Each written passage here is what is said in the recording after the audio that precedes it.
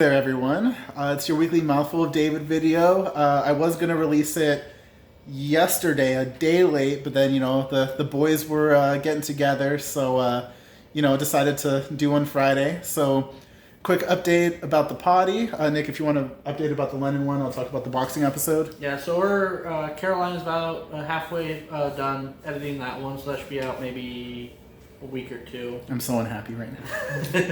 About a week or two with another episode on Lennon following that one. Shout out to Caroline, being awesome, editing. The real one. Yeah. By the way, if I seem very gloomy right now and seem very not myself, you're going to find out why in a second. But before we get there, just so you all know, our next episode is going to be about boxing history. And we're not just going to, talk about individual boxers and, their lives. We're going to talk about some boxers and, why they're kind of sociologically interesting.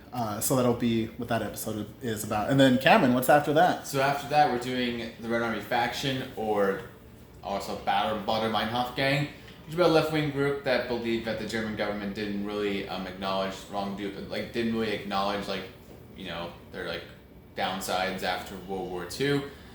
Didn't fully reckon with their dark didn't fully legacy. reconcile with the loss, and there were Nazis and Nazi sympathizers in the West German government, and they sought to eliminate that for a more, that being their way of eliminating that.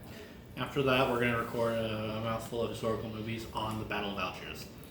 Yep, so that's the update for the podcast. Here you go, Nick. We have now temporarily entered a mouthful of Nick. Hi there, everybody. I am introducing this part of David's video because David has a special announcement for all of our big fans out there, and he wanted me to be the one to introduce you guys to this new realization that David just came up to. So I hate you. So we'll see you soon, and David, take it away. Yeah, so, this new realization that dawned on me is that I'm now officially riding with Biden. Some people might say to me, David, you're in a blue state. Even if your main goal is harm reduction, you don't need to vote for Biden. It doesn't matter because it's going to go for Biden anyway. To which I say, I'm riding with Biden because I like him, not as a method of harm reduction. I just believe that his brand of politics is very, it's pragmatic, all these leftists and progressives and socialists, they're like, give people healthcare so they don't die in the street, abolish ICE so that they're not doing horrific things to immigrants. And I'm just like, look, bucko, change only happens very gradually, and if you go through the proper channels. And what I appreciate about Biden is his no malarkey attitude when it comes to just, pragmatic policies that, are just very sensible and reasonable. And so, to folks who say that I shouldn't ride with Biden, have you seen his cars? Have you seen his sunglasses? And that's why I'm riding with Biden. Do you have any comments, any challenges that I have to... Now, Cameron and I are not riding with Biden. This is totally a David thing. He's the sellout of the group.